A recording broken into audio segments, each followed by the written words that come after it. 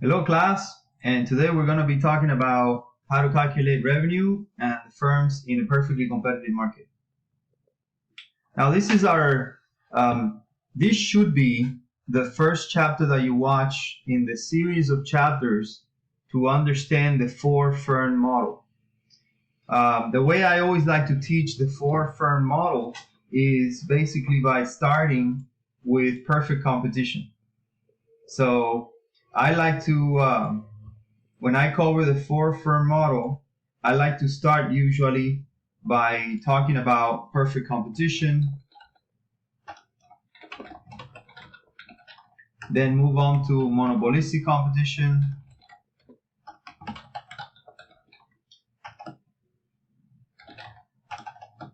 then move on to oligopoly and monopoly. Now the reason I like to do it in this particular order is because we would be starting from the most competitive model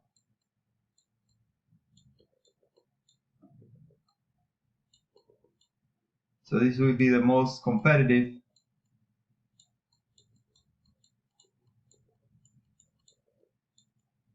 And we would finish with the least competitive. And that way, we would basically be following an order that kind of makes sense for you to study it. So perfect competition, which is what we're covering today, is the most competitive model of firms that we have out there. Okay, so this is also the model where we start talking about how firms kind of calculate revenue. So as we're covering these profit maximization idea of companies, we're basically doing it, kind of like in these steps. So if you're following my micro class, I strongly recommend that you watch my videos in that particular order. So you should start the 4-firm model by watching the one that you're watching right now, then moving on to the monopolistic competition, then oligopoly, and then monopoly. Okay? All right, so let's get started. First of all, let's talk about the characteristics of each model. A perfectly competitive model is basically a model where we have many firms, all of which are selling fairly identical products. It's pretty easy to enter and exit, which basically means that there are very low barriers of entry and exit. Some of the best examples of perfect competition are manufacturers of agricultural products, so farmers. And this particular market is what we call a price taker. Now, a price taker market is basically a market where the people who sell the product take the price from the market.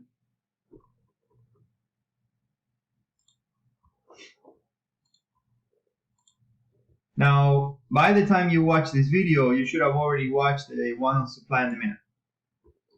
Now, when we were studying supply and demand, we were talking about the behavior of a market.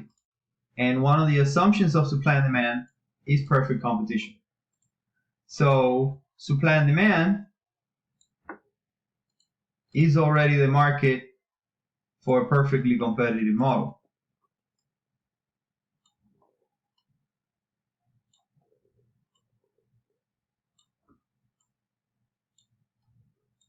All right, now this particular model that we're studying today, perfect competition, is a model where the individual company is what we call a price taker. Now, a price taker, what it basically means is that you don't get to dictate your own price. You basically follow the price of the market. Now, to visualize what the 4-firm model basically is, today we're going to be talking about perfect competition. And in the subsequent chapters, again, if you follow my order from perfect competition to monopolistic to oligopoly to monopoly, you are going to be studying different types of firms. So a perfectly competitive firm is basically a firm that is what we call a price taker, and a price taker is a company that basically follows the price of the market. So they don't get to dictate their price. They basically look at what others are selling it in the market, and then they sell their product at whatever the market is selling it at. So it's a type of company that faces a perfectly elastic demand line for their product. And their demand line is the same as the price in the market, which at some point, by the way, would also be the same as your marginal revenue. We'll talk about that in a little bit. Okay. Now, again, this analysis that we're going to be doing is of the behavior of this particular firm. Let's call it firm A.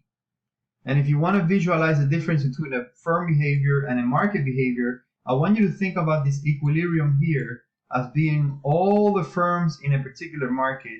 And then firm A, which is the one that we're looking at right now, it's only a small portion of that market.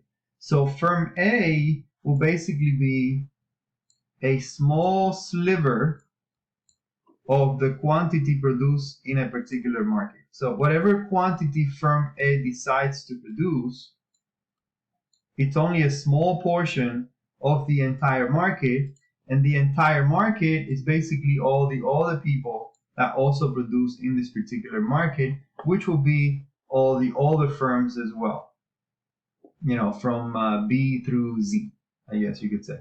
Okay, so we're going to be in the next 4 chapters, if you follow them in order, we're going to be talking about perfect competition, then monopolistic competition, then oligopoly, then monopoly, in that order.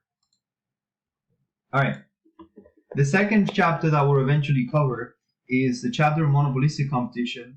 Monopolistic competition has many companies, but these companies have differentiated products.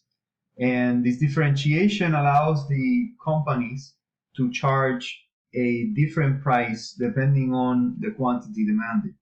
So in other words, they can start changing their price of their product depending on where quantity demanded is at any particular time. The products that they sell are differentiated, which basically means that they're not exactly the same. And the best example of this market is the retail industry in the US. So when you get to a differentiated product, a shoe is no longer a shoe. Now, all of a sudden, you have Nike shoes, Reebok shoes, Payless shoes, Walmart shoes, and these other shoes, all of them which have a brand, and they have a following of people that would tell you 1.5 million reasons why the shoes that they're wearing are better than other people. All right? Even though everybody wears the shoes for the same reason, which is basically to walk around. So in any case, and so that it doesn't, the floor doesn't hurt your feet. But in general, the monopolistically competitive market is a market that is highly guided by this differentiation. And most companies, what they're trying to do in this market is really to create the largest amount of differentiation between themselves and everybody else. After that, we're going to be moving on to oligopoly.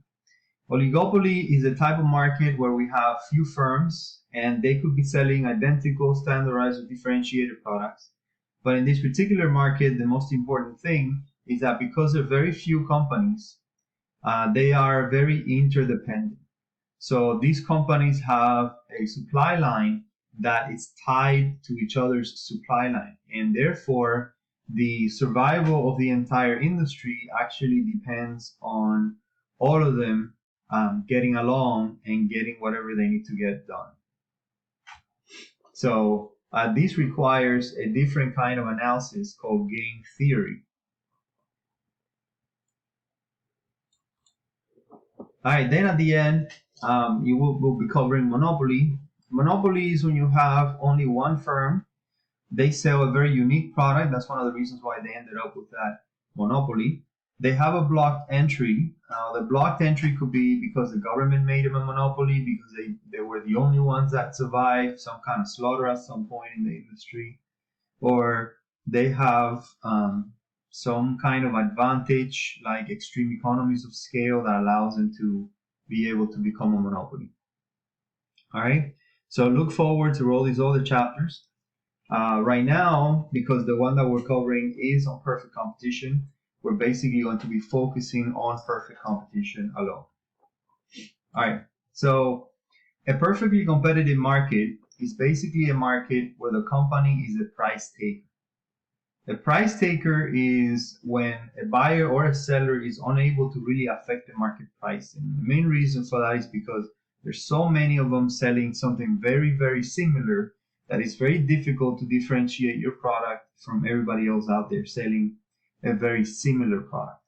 Now, what that means for the demand line is that it is a perfectly elastic demand line, and the market curve, the market demand curve, it's the same as the one in chapter 3 for supply and demand, but the market for the demand line for the company is perfectly horizontal. So the market, aka the market on supply and demand, dictates the price to the company. All right. So the price of the product that these people sell comes from the market. All right, now to understand that, let's come up with an example. So let's say that I sell, let's go with avocados.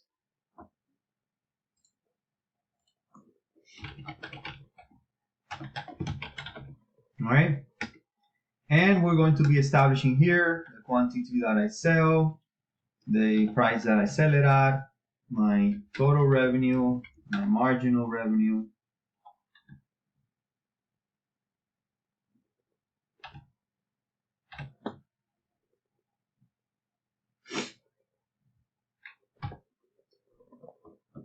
All right, so let's say that I sell each avocado at, I'm gonna call it $2 by the way, and I know it's a bit of an expensive avocado, but let's go with the flow here. All right, so let's say that the market for avocados is this particular market, and then the market dictates that we're selling it at $2. So that basically means that because you're a price taker company, and again we're perfect competition, which are what we call price takers, you have to sell your avocados also at $2 or something really close to $2. Now let's kind of again visualize why this is so. So imagine 3 different avocado stands. All right, so you got 3 people here trying to sell avocados. And then imagine a customer walks in and they're trying to figure out which person to go to buy avocados. Now imagine that it's very difficult for this customer to figure out which avocado is the best avocado. They all basically look the same to him. Now imagine that one of these people is trying to sell it at $3 each.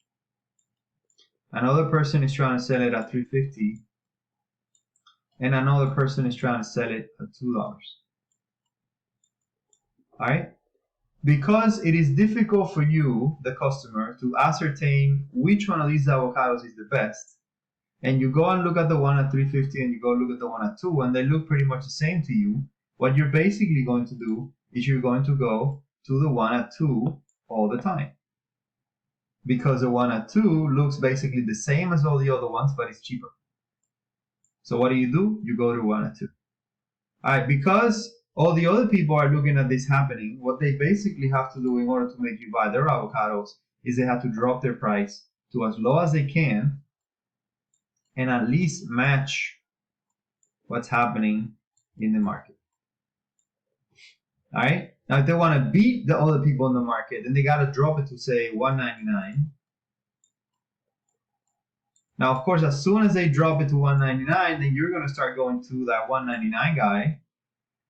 All right, but then everybody else will drop it to $1.99 as well. So this particular market is sort of like the ultimate price competition type of market, where the lowest price or close to the lowest price is what rules the market. And the reason for that again is because it's difficult for you to ascertain which is the best avocado, So the price signal is basically the only one that matters to you.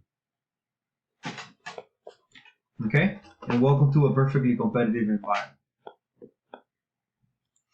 All right, so with that, let's talk a little bit about how do we calculate revenue.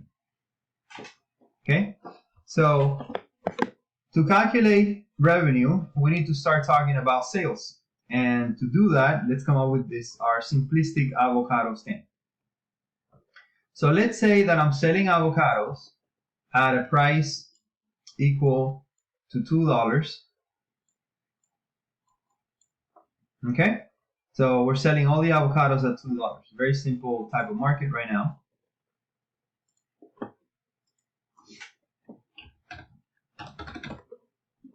All right, so if I sell one avocado at a price of $2, then my total revenue is going to be $2. Because my total revenue, I can figure out by basically calculating the price times the quantity of avocados that I have. All right. Now my marginal revenue is going to be my change in revenue. Actually, I should have started with 0. So let's start with 0. 0 at a price of 2, we don't make any money. So marginal revenue out of total revenue 0. All right. Quantity 1 at a price of 2, we're going to be making $2. All right. Now my marginal revenue is going to be the change in total revenue. So if you remember from following the previous chapters, marginal revenue, or anything marginal, is basically the change in total. So my marginal revenue at unit N is equal to my total revenue at unit N minus my total revenue at unit N minus 1 divided by Qn minus Qn minus 1. Now all of that math jungle mumble translates to the change in total revenue. So to calculate my marginal revenue, all I'm basically doing is I'm looking at the change between here and here. All right, so that makes it 2. Now because right now we're selling pretty much everything at $2, my average total revenue, which is my average revenue per unit, is also $2. Right? From previous chapters, if you've been following them in order, we use the word average. So we do average total revenue. That will be equal to total revenue at unit N divided by the quantity at unit N. So to calculate average total here, what I do is I go to total revenue and then I divide it by Q. So it's 2 divided by 1 in this case. All right, so let's go to the next one. So let's say now that I sell 2 avocados. Because I'm still selling all of them at a price of 2, my total revenue equals 4. My marginal revenue equals 2, and my average total revenue equals 2. Now, my total revenue, remember, is price times quantity. So we do QP to get to 4. And then my marginal revenue is still the change between this point and the next point, which is 2. And then my average total is my total revenue divided by Q. So it's 2. Okay, in case you haven't caught it yet, here we go. Let's do the third quantity. So if I sell 3 avocados at $2, then my total revenue will be, that's right, you got it, will be 6. Okay, now my marginal revenue will be equal to the change between this number and this number, which is still 2. And then my average total revenue will be this total revenue divided by Q, which is still 2. Okay? One last one. So if we were to sell 4 avocados at a price of 2, then my total revenue will be 8. And then my marginal revenue, again, will be the change between 6 and 8, which is still 2. And my average total revenue will be total revenue here, 8 divided by 4, which is my quantity, and it will be 2. Okay? So again, this will be a very simplistic sort of way of looking at revenue, as assuming you sell every unit at one price. For simplicity purposes, we're going to be doing that because otherwise calculating total revenue becomes quite difficult to follow. Okay?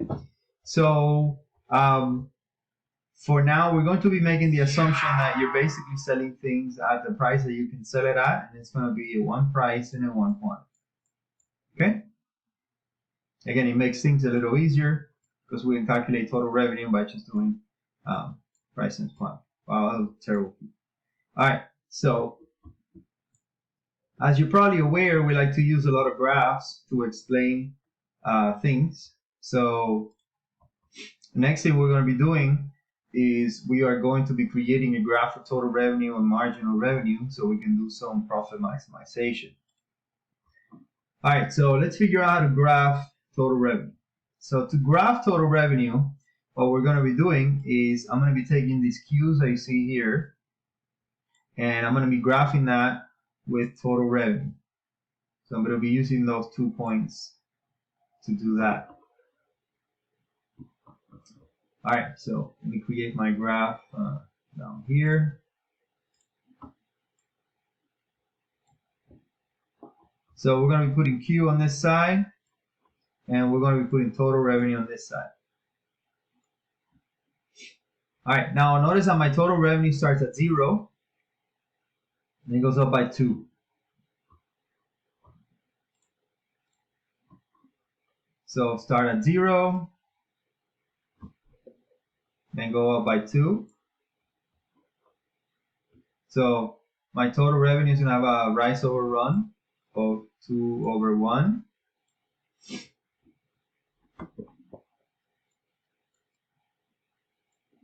So first point is going to be quantity 1, total revenue 2. Let's start at 0 here. The next point is going to be total revenue 4, quantity 2, and so on. Okay? So we go 0, 0, 1, 2, 2, 4, 3, 6, 4, 8. That's what we graph for total revenue. All right, now to graph our marginal revenue, what we're going to be doing is we're going to take the same Q, and we're going to take our marginal revenue, we're going to graph it. Okay? Now notice that starts at 0, unit 0, then after that goes 2, 2, 2, 2, 2, 2, 2.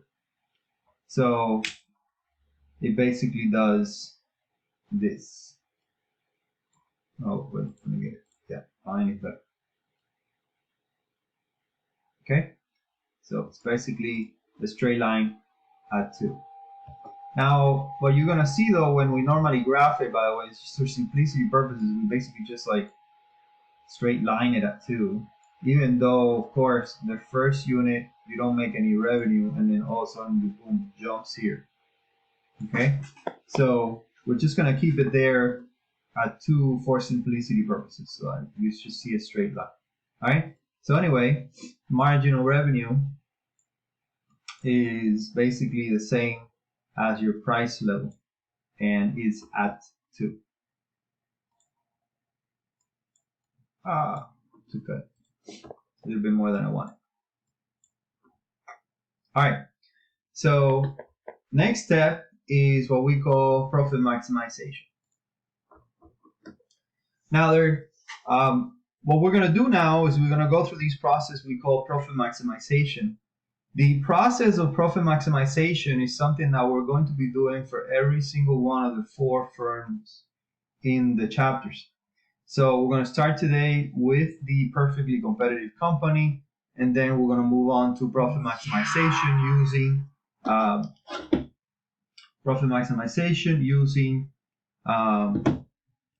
monopolistic competition, then after that profit maximization using oligopoly, and then after that using profit maximization using monopoly.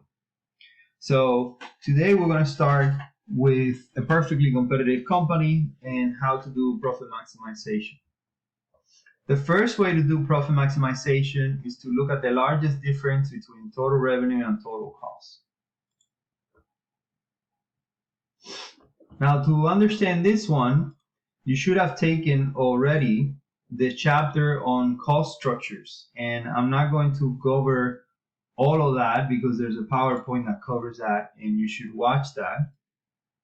So, but I'm going to cover the basic right now. So if you're going to look at cost structures for companies, and you're looking at the totals, so these are costs on this side, then what we call fixed cost is a straight line at whatever fixed cost is. And remember, a fixed cost is a cost that doesn't change, something like rent. Then a variable cost looks like this.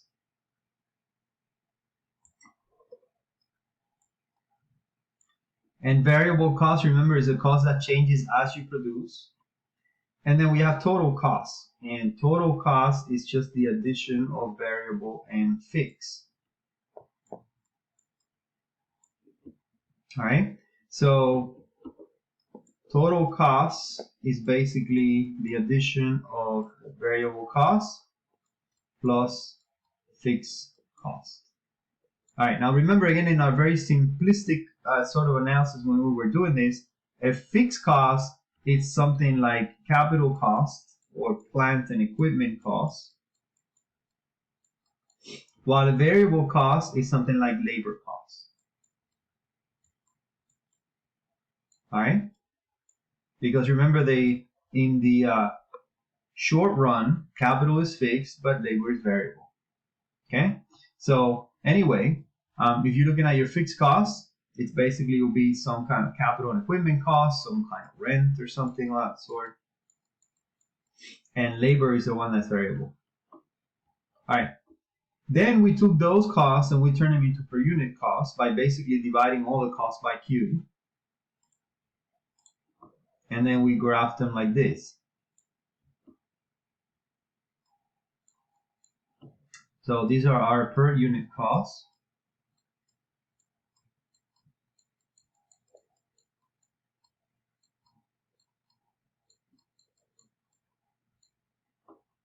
And we said that marginal cost looks like this. Then we have our average fixed cost, which looks like this.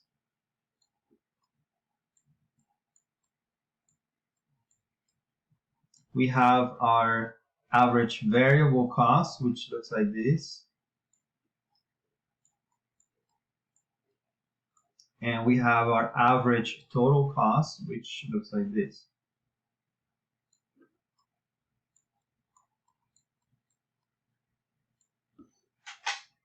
All right, and again, the way we came up with the average cost is by just taking all these lines you see here and then dividing it by Q. So our average total cost is total cost at any quantity divided by quantity.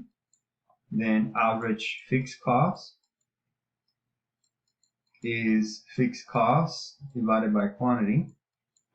Our average variable cost is variable cost divided by quantity, and our marginal cost is our change in total cost. So it's a total cost at unit n minus total cost at n minus 1 divided by qn minus qn minus 1. All of that, by the way, again, mumbo jumbo, translates into the change in cost in 1 unit. So the 1 by 1 change in total. All right, very similar to the relationship between marginal revenue and total revenue here, which is a change in total revenue. Okay, so in order to do profit maximization, what we're basically going to be doing is we're going to put together this graph of total with this graph of totals and this graph of per unit with this graph of per units. Okay, so I'm going to graph right now.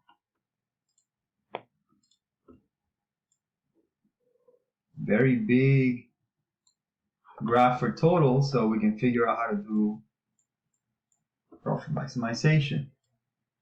Okay, now for the totals, we have our total revenue line being given by a straight line,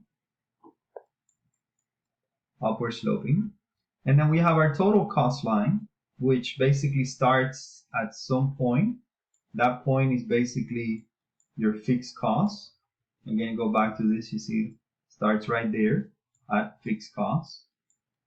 Okay, so the point here that we want to make here is that total costs are never zero. There's always a fixed cost. So even if you're producing at quantity zero, you are spending money. All right, so total revenue does start at zero. Then your total cost kind of goes up. It flattens out at some point, and then it does this. And that's our total cost line.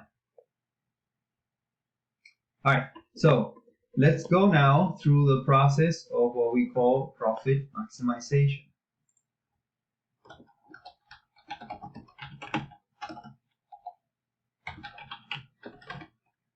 All right, so in a very basic way, profit maximization is a process of trying to find the quantity at which total revenue is the greatest, or total revenue is greater than total cost by the largest amount. So think about the movement down here. So think about you being able to change the quantity that you want to produce down here, and you're going to be able to tweak it to figure out where is the best place to produce. Okay, now notice that there's some like points here that we need to analyze. So let's start talking about those first. Okay, so let's start here, this point, and then here at this point. And my apologies, they don't match equally, but there you go. We're trying to basically look at that point. All right, so when we go from zero quantity to our first point here, if I were to select a quantity of production, let's call it this quantity here, notice that as I go up, the first thing that I'm going to encounter is my total revenue. So I'm going to read my total revenue here.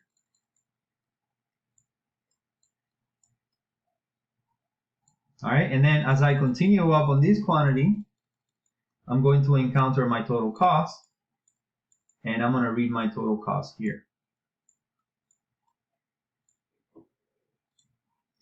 All right, so let's label this point. So I'm going to call this point A, call this point B, call this point C.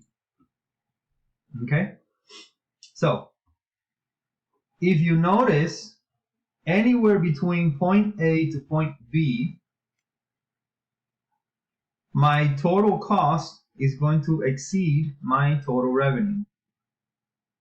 So if I were to pick any point on this quantity, every time I go up and try to read my total revenue and my total revenue will be lower than my total cost. Therefore, anywhere between A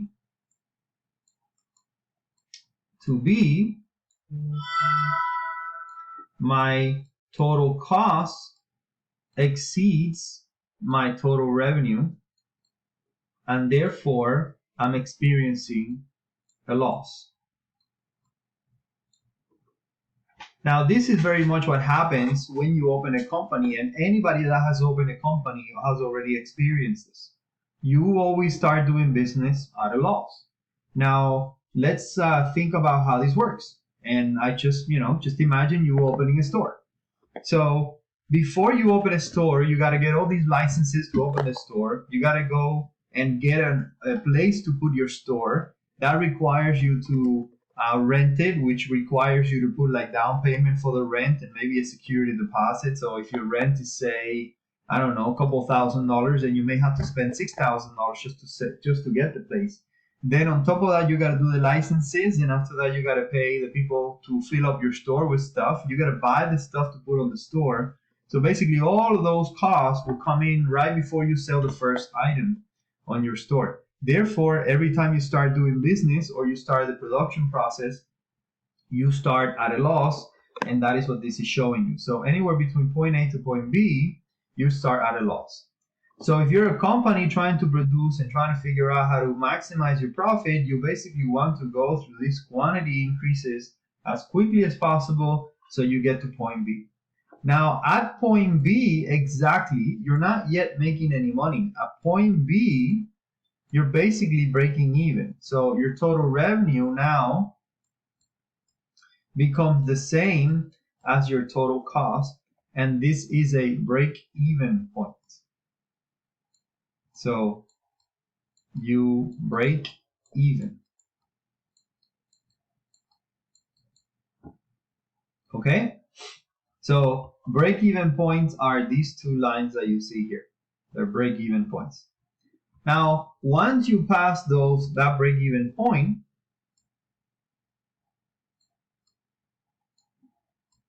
and you are in between point B and point C,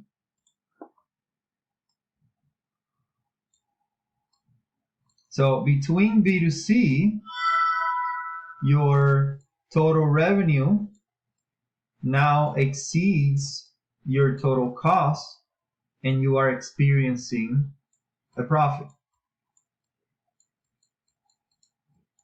All right, so basically you make a profit anywhere between B to C, and any of those points are good for you. Okay, now the process of profit maximization makes it very specific. So in other words, we're trying to figure out not the profit area, but the profit point, which is the point where you make the most profit. All right, now if you continue to produce beyond a certain point, and that point in this case will be point C, so if you make it to point C, you're going to go to another break-even point. So total revenue equals total cost, and you break even again. Okay, and once you go beyond C,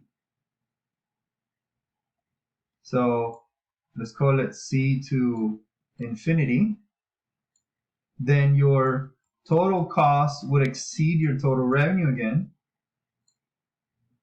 and now you have another loss. Now remember, this has to do with the fact that we're doing most of these analysis in the short run, and in the short run, you experience this capacity problem.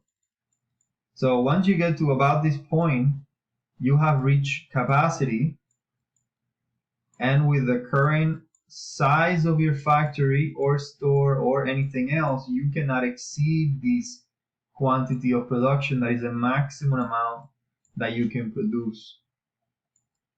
So if you try to increase the amount of labor to produce, you cannot increase the amount of production because you have reached your physical capacity to produce. So what happens is your cost will skyrocket. All right. Now, how do we profit maximize? Okay. Let's pick up a different color here. Yeah, we haven't used blue, so there you go. It's blue. All right. So imagine that I were to pick two different points here. So pick this point or pick this point of production. So either this Q here, or let's say this Q here. All right. Now remember, my profit is the difference between total revenue and total cost, which is basically the distance, the vertical distance between the two lines. Okay? So what exactly is profit maximization? Where the point of profit maximization is going to be the point where you make a profit and the distance between the two lines is at its highest.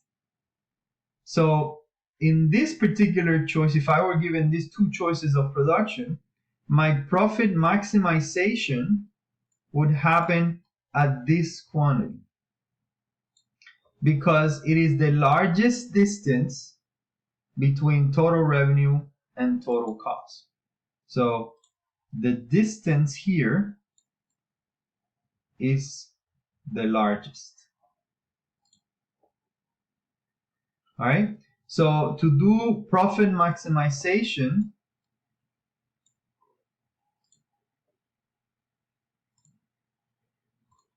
we need to select the quantity where total revenue is greater than total cost by the largest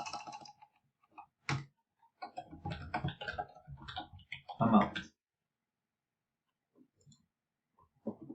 Okay? And that is how you do profit maximization using the total lines. All right, so let's come up with a graph that's a little easier to read than this. Already did all those lines on that one.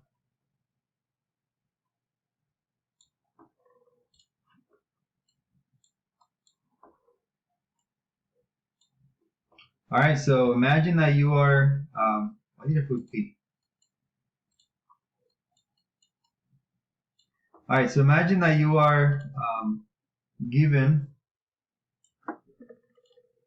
this graph where you got your total revenue,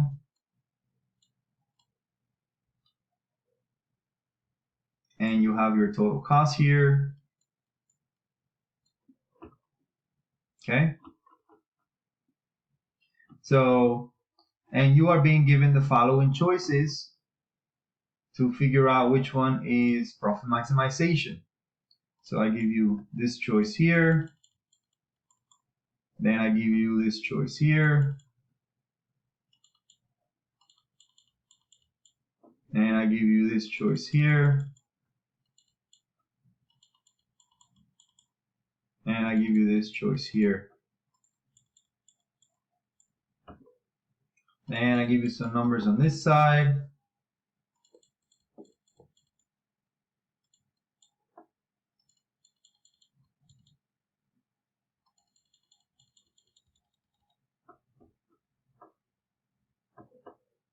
Okay, so this number here is, let's call it 1,000. This number is 2,000. This number is, say, 3,500. This number is 4,000. All right, and these quantities are quantity A, quantity B, quantity C, and quantity E. And again, there'll be numbers here or something like that sort. All right, so notice that if I pick point A and I were to read my total revenue and my total cost, I will go up, touch this point, and my total revenue and my total cost will be exactly in the same place. So at that point, I'm not making any money. I'm breaking even. If I were to select point B, oh, I just missed this right here.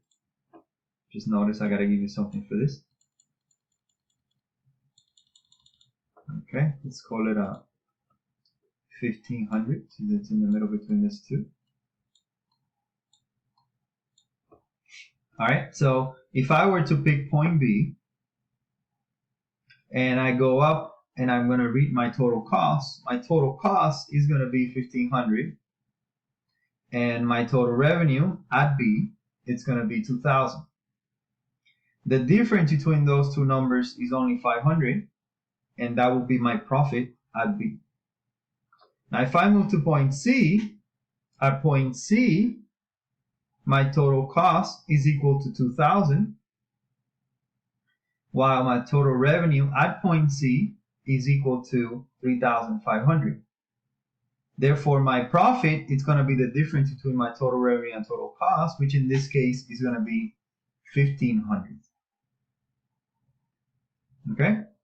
So point C is the point where I'm going to maximize my profit. Okay?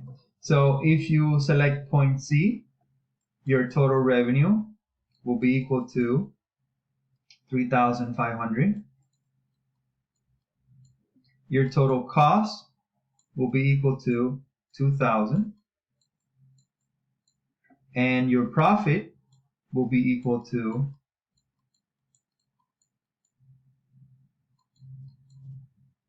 the difference between those two numbers, because profit is equal to total revenue minus total cost. So it's equal to 1,500. All right, and that will be my profit maximizing quantity of production. All right, and woo, we are done with the first way to maximize profit. Now let's do the second way to maximize profit. By the way, this PowerPoint is going to be really long, so I want to take a break right now, grab some coffee, okay?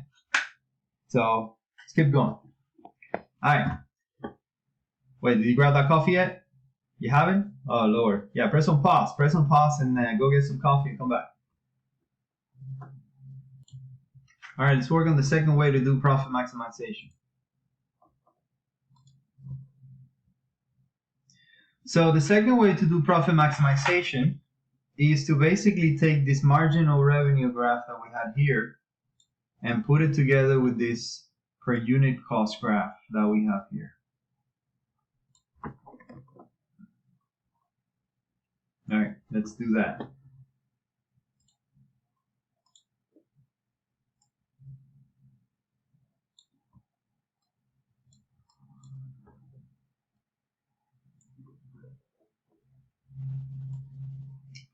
All right, so got my line here for marginal cost.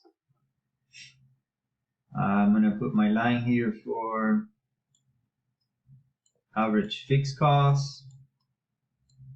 I'm going to put my line here for average variable cost. And I'm going to put my line here for average total cost. All right, now I got to put together my marginal revenue line. Now remember, in a perfectly competitive market, marginal revenue is just going to be a horizontal line. So this is going to be my marginal revenue line, which is equal to my price, which is equal to my demand line. To solve this one, we need to memorize a rule. We call it the profit maximizing rule. Now the profit maximizing rule basically says that you're going to produce where marginal revenue equals marginal cost. Now let me try to explain why that is the case. Now, in order to understand that, you need to remember the relationship between marginal revenue and total revenue, and the relationship between marginal cost and total cost. So remember, marginal revenue is a change in revenue, and marginal cost is a change in cost. So the reason you're going to be producing where marginal revenue equals marginal cost is because at the beginning,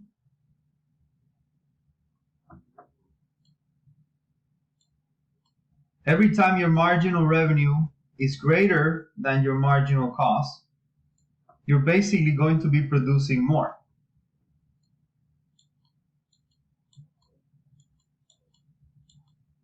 And the reason you're going to be producing more is because the speed at which your total revenue is increasing is faster than the speed at which your total cost is increasing. So every extra unit of production is going to bring you more revenue than it brings you cost. All right. Notice that as the two lines kind of approach each other, that basically stops being true. And then we hit that point where marginal revenue equals marginal cost. When you go beyond that point, so when your marginal cost now exceeds your marginal revenue, you're going to want to produce less.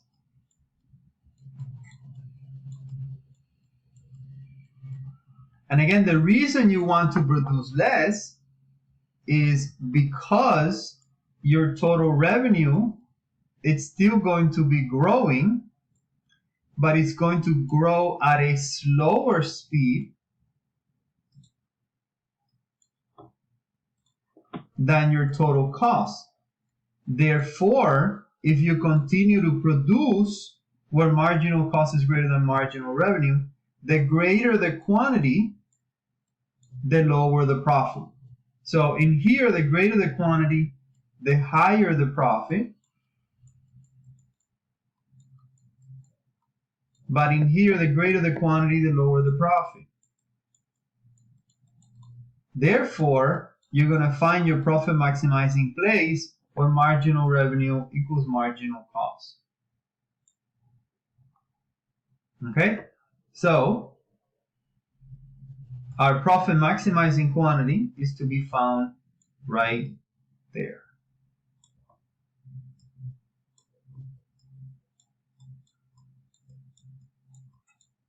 All right, now here's a bit of a trick, by the way, because sometimes some of these softwares and structures out there, they want to kind of trick you. So another answer to this problem, in case this is not given as an answer, so imagine that you're being given the quantity here and the revenue here, but when you see the answer and you get your marginal cost, and you have your marginal revenue, you are unable to select the point where the two meet. But you are able to select a point before or a point after. Alright? If this is the setup, if they give you this choice, then you will be selecting the point before. That will be the right answer. Okay? So basically, the profit maximizing rule says that we're going to produce where marginal revenue equals marginal cost. And you need to remember that to fix or to find your profit maximizing point. Okay? So if you are given the option of selecting where marginal revenue equals marginal cost, you'll select that, and this will be your profit maximizing quantity. If you are not given the choice of selecting that profit maximization point using this rule, then you will select the point slightly before that, and that's what you will produce. All right? Now, after you've done that, let's put some numbers on these quantities. So once we select our profit maximizing quantity, right there, we can find our average total cost, we can find our average variable cost, and we can find our average fixed cost. Now our average fixed cost, let's say that number is 5. Let's say that our average variable cost here is at 7.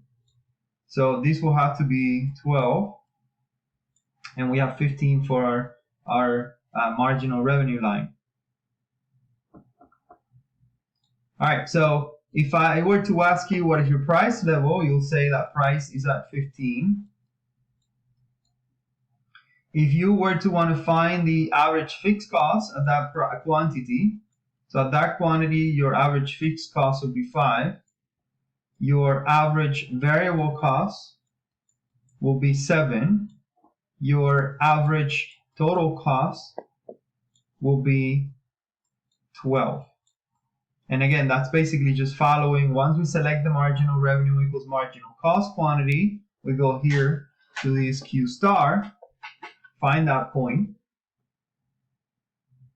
and then we have our profit maximization. We have all these costs here that we can read from the line. All right, so let's figure out how to calculate our profit. Now remember the way we built this formula for average fixed cost, average variable cost, and average total cost. So basically, if we want to calculate average total cost, we did that by doing total cost divided by quantity. So therefore, if we wanted to figure out our total cost, all we got to do is we got to multiply our average total times Q. So basically, we can figure out what total cost is by doing ATC times Q. Okay? So if your professor were to ask you with these numbers that we have here, calculate your total cost, then what you have to do is you go to where ATC is, add this quantity. So you take that number and you say 12, and then you got to multiply it times the quantity. Now let's put an easy number here. Let's say 100. Okay? So let's say 100 is your profit maximizing quantity. Then we'll multiply that number times 100, and your total cost will be equal to 1200. Now if we were to try to find our total revenue is going to be equal to the price times the quantity that we're producing. So if we're producing at this quantity, say 100, and we're selling it at 15, it will be 15 times 100. That will be our total revenue. So that will be 1500. And to figure out your profit, remember that the formula for profit, hey, what happened there? I think 2 R's. Okay, so formula for profit is basically total revenue minus total cost. So you got to do 1500 minus 1200, and your profit therefore is 300. Difference between these two. Okay.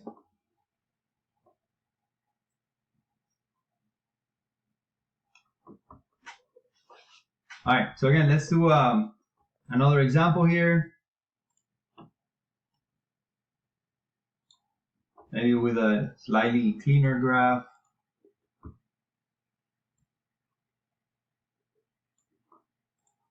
Okay, so here we have our price, which is equal to our marginal revenue, which is equal to our demand line. We have our quantity. We have our price. Now we have our marginal cost line. All right, and then we have our average total cost line. All right, I'm going to start omitting, by the way, some of these lines, because just it gets very confusing if I put them all together, but they're all there. And again, remember, you can read all the points right off of it. Okay, so in this particular case, if you were to do profit maximization, we will go to where MR equals MC. So basically, we just follow our rule, go to where MR equals MC, then we go straight down from there. That's the quantity that we're going to be producing.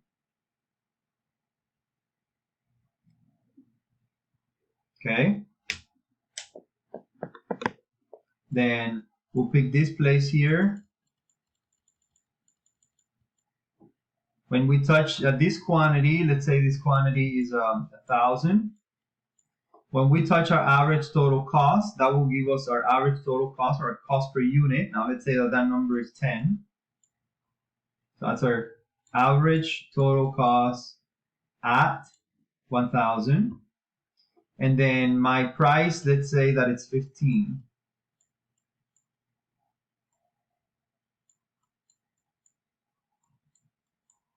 Okay, so if I were to ask you calculate your total revenue, then you calculate total revenue by basically selecting your profit maximizing quantity, which is this right here, and we will multiply it times our price level, which is 15. So we'll do 15 times 1,000, Then to calculate our total cost, we will have to do 10 times 1,000. And our profit is equal to the difference between those two, which is basically 5 times 1,000. Okay? Or again, the difference between those two. Now notice that a lot of this stuff can also, by the way, be shown in areas. So this is an area right here, and that area represents our profit area. So another way to basically ask you a very similar question is by using those areas. So notice that our total revenue area is this whole rectangle here.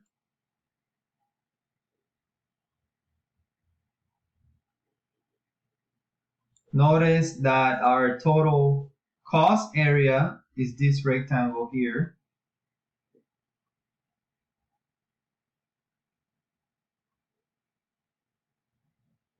And the difference, of course, between total revenue and total cost is our profit, and that's what this represents in between those two.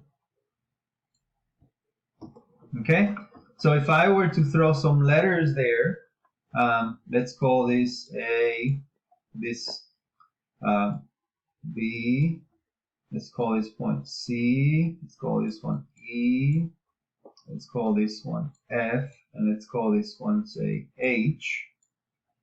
Okay, so if I were to ask you, give me the letters that represent total revenue, then total revenue is represented by this big rectangle, because remember, when you're doing price times quantity, you're also doing the same as like base times height. So therefore, the rectangle that represents that price times quantity is rectangle A, F, E, B. Now the rectangle that represents total cost is rectangle A, B, C, H. A, B, C, H. And the rectangle that represents our profit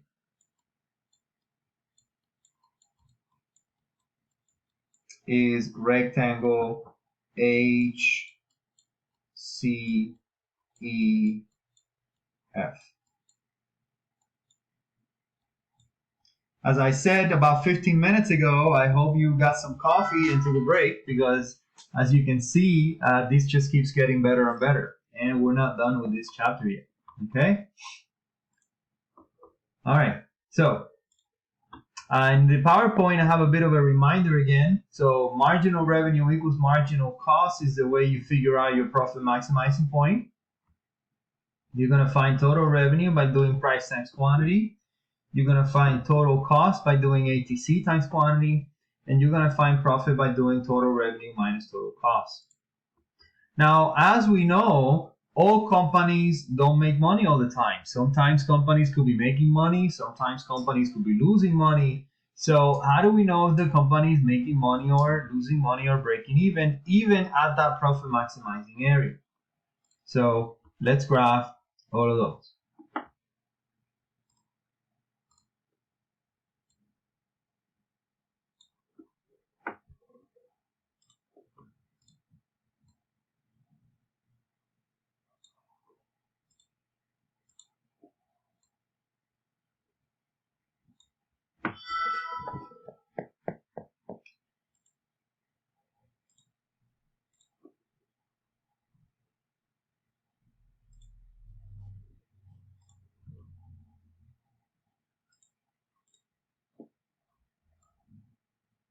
Okay.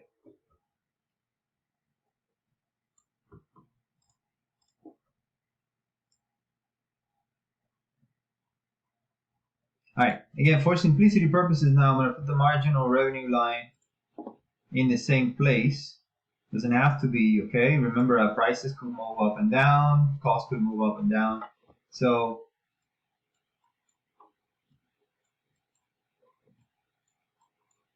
all right, so let me change my cost curve. So this one is going to be like this. So we have a marginal cost and we have our average total cost here.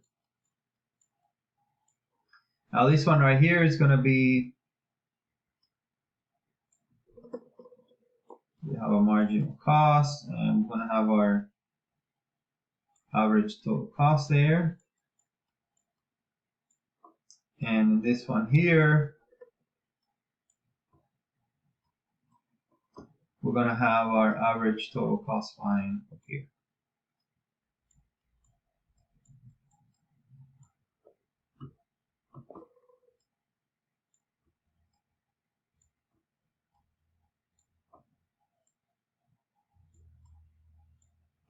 All right, now what's happening here? So remember, over time, costs can change and prices can change.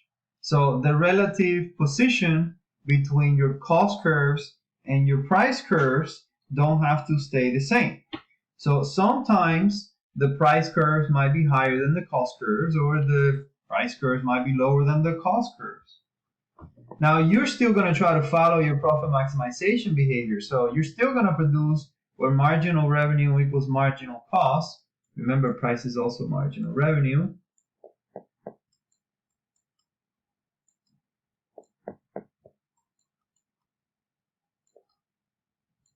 Okay, so in the first graph, you're going to be producing there. That will be your profit maximizing quantity. You got to go down here to find your ATC. So notice that price is here and ATC is here. All right. On the second graph,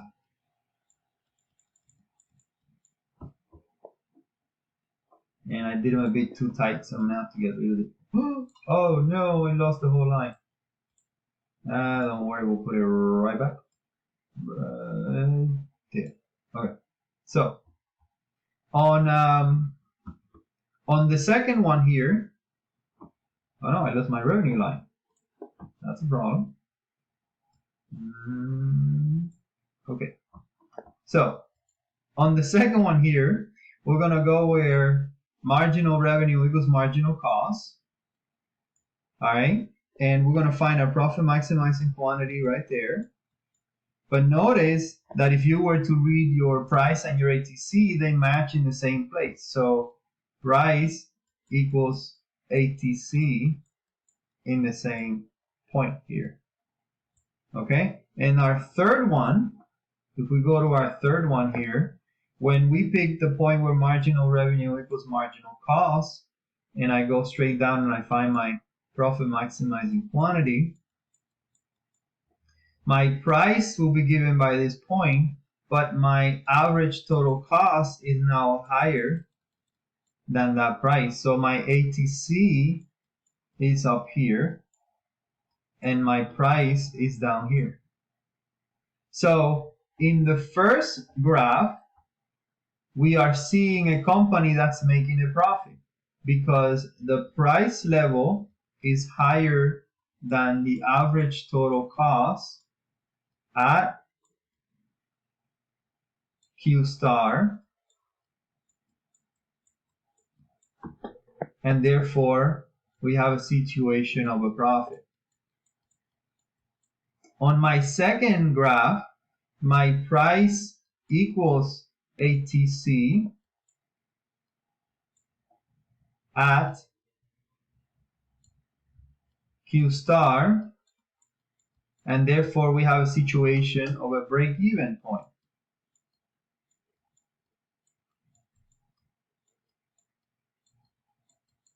And on the third one, we have a situation where the ATC is greater than the price at my profit maximizing quantity, and therefore I have a loss. All right. By the way, When you're finding the profit maximizing point, we call it the profit maximizing point. But if you're finding it over here in this situation, we call it the loss minimizing point.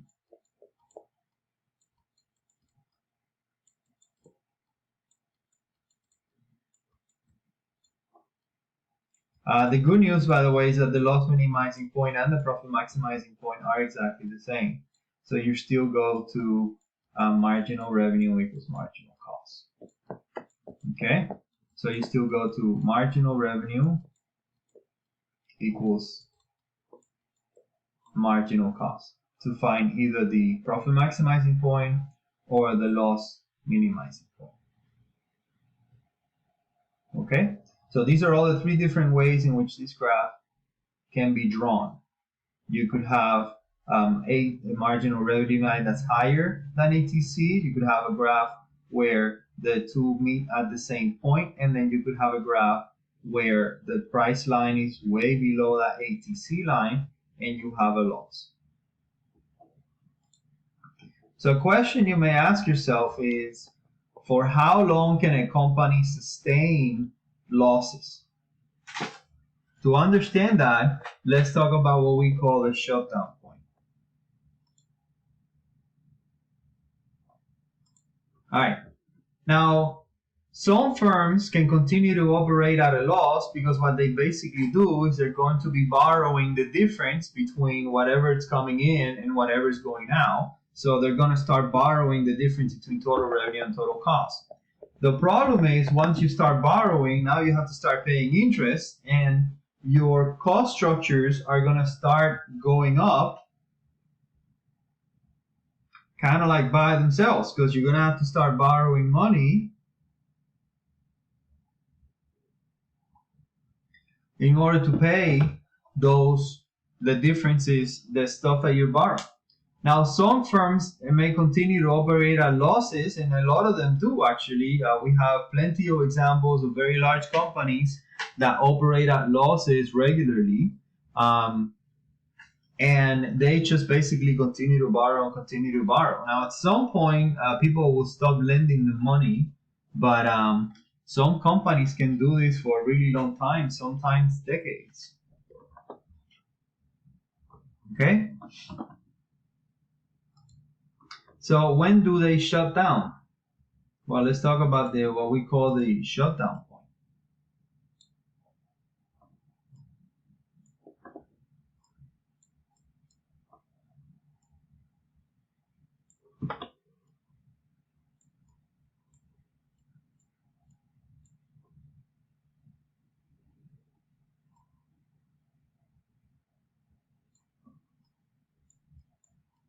All right, so we have our average variable cost line here. We have our average total cost line here.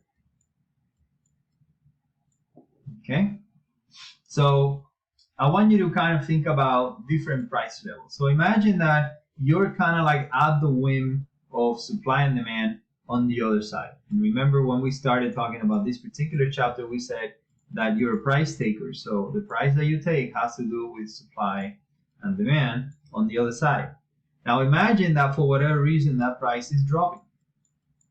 So in other words, either demand is shifting to the left and prices are going down, or supply is shifting to the right and prices are going down. But the point is, equilibrium prices are dropping in the market. All right, so if you're operating at this price, then you have a profit. If you're operating at this price, you have a profit. Operating at this price, you have a profit. Operating at this price, you have a profit. Operating at this price, you still have a profit, and somewhere around here, you went to a break-even point. Okay, so once you start operating somewhere around here, notice that those two lines basically intercept only one point, and you start breaking even. Anything below that, you start losing money. So a question again you may ask yourself is, for how long can you be losing money? Well, you could be losing money for a really long time. So if you're here, you're going to operate at this point. If you're there, you're going to operate at this point. If you're here, you're going to operate at this point. And if you drop below that, you're still going to operate at a loss. But then once you reach this point here, you can no longer operate. And that's the point we call the shutdown point, right there.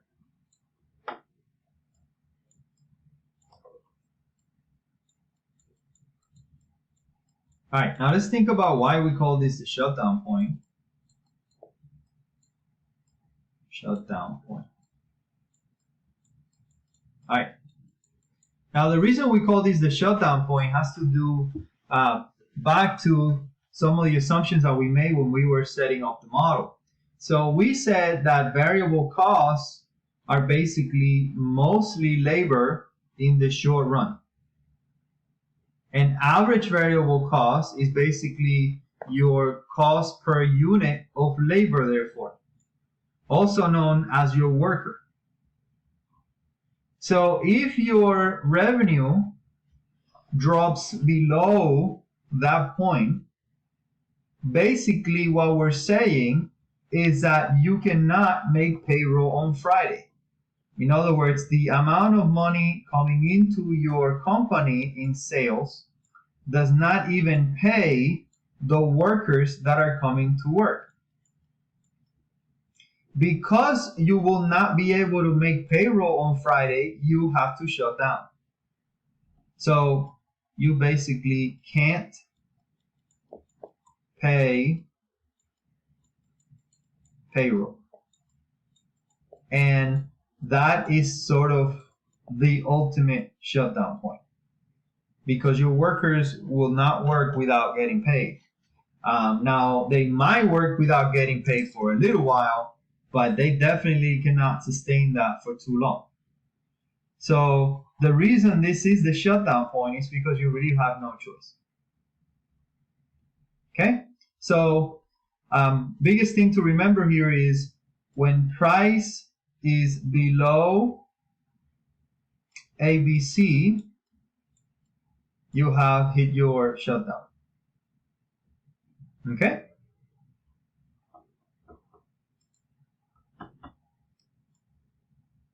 All right. Now let's take this analysis a little bit and have a conversation about the long run. Now remember that we have 2 time periods every time we're analyzing this, and we talked about this when we cover the cost structures. So in the short run, you have your capital that is fixed, your labor is variable, so the companies can hire and fire. But in the long run, the companies now have the ability to not only hire and fire workers and increase and decrease their production by increasing or decreasing the amount of hours, but they also have the ability to increase capital. In other words, they can create a new factory, open another store, or something of that sort. All of which is possible in the long run. All right, so in the long run, what's going to happen is competition starts happening and you need to react to it. So I want you to start thinking now an environment where companies are coming in and going out all the time. So now we have our market interacting with each other all the time. Remember, there's a bunch of determinants that make supply shift to the right and supply shift to the left. There are a bunch of determinants that make demand shift to the right and demand shift to the left. So I want you to think about this equilibrium price adjusting up and down. In the long run, what's basically going to happen is companies that are losing money will basically go out of business. So if I have my marginal cost and my price is here, but my ATC is higher, I would eventually have to go out of business. And companies that are able to control their cost structures and can maintain lower cost structures over long periods of time will survive.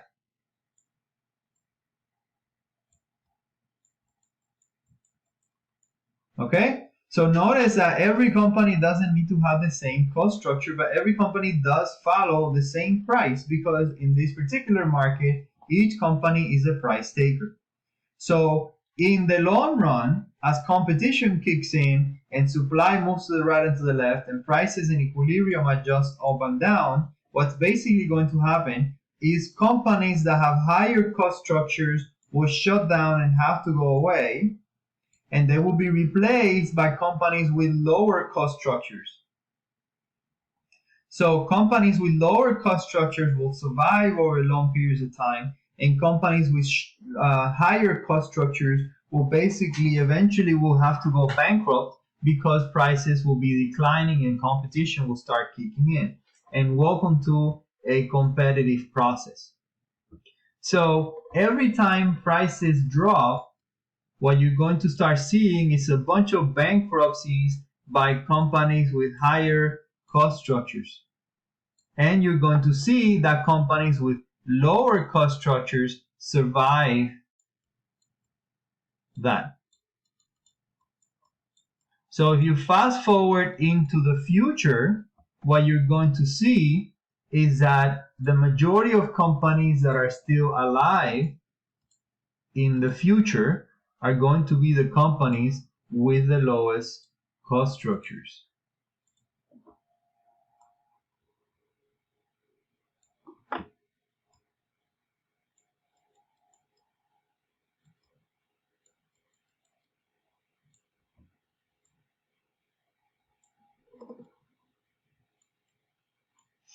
Okay, so in the long run,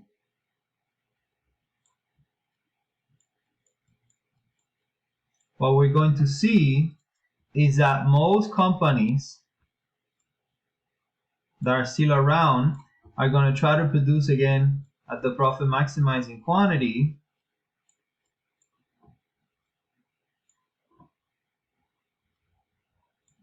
and they would basically reach this equilibrium position. So this graph is the equilibrium position for perfect competition in the long run. As the market clears the system of inefficient companies and it allows efficient companies to stay in business. Okay?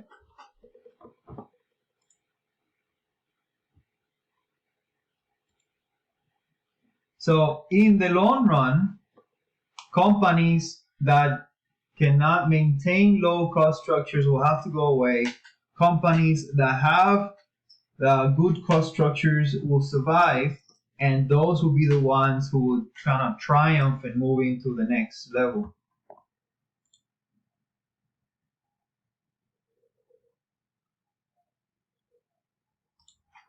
Now, let's talk a little bit about efficiency.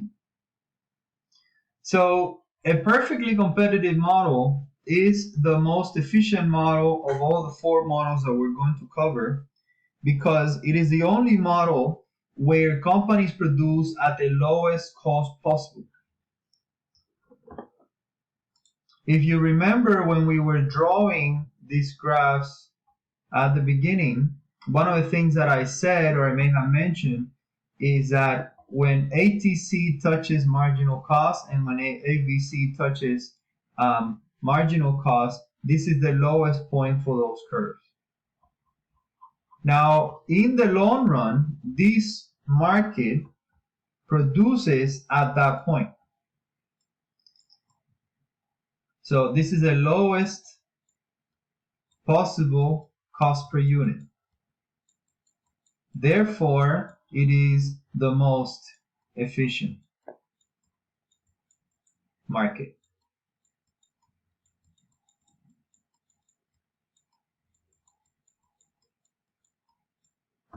All right?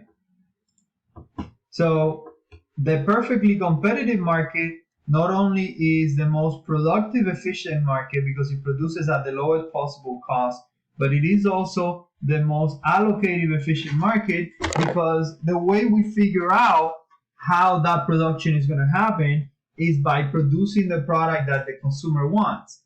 And back to kind of like the beginning when we were setting up this,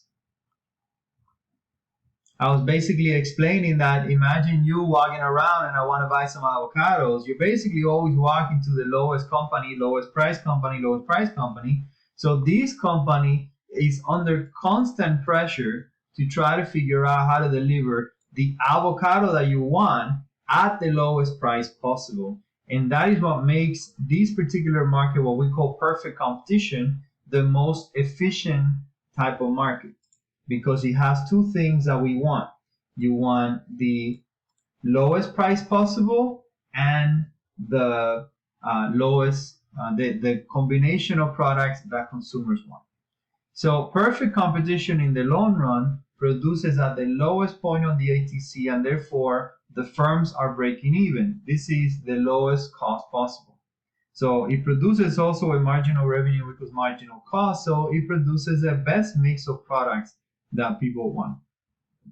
Therefore, a perfectly competitive market has both allocative and productive efficiency. Now, one of the last things that I always like to do, kind of like in this particular model, is explain how do we come up with the supply line on supply and demand. And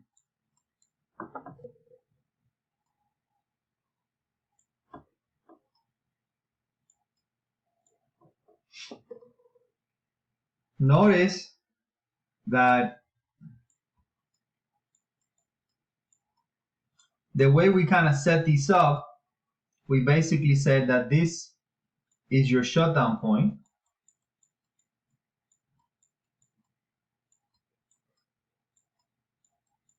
So every time the price is higher than that, you're going to be producing with marginal revenue equals marginal cost. And remember that your marginal revenue in this case is the same as your price level. So every time you're producing at a price higher than that shutdown point, you're going to be producing along this marginal cost line. So what you see here is a production choice of all the companies in the industry above ABC. And what you see there is basically a supply line for the supply and demand model. Okay? Notice that it starts at the shutdown point. So it starts at the shutdown point and then it goes up from there in pretty much a straight line, following that marginal cost curve. So your supply line is basically marginal cost curve above the shutdown point. All right, so that's one way to derive the supply line for supply and demand. All right.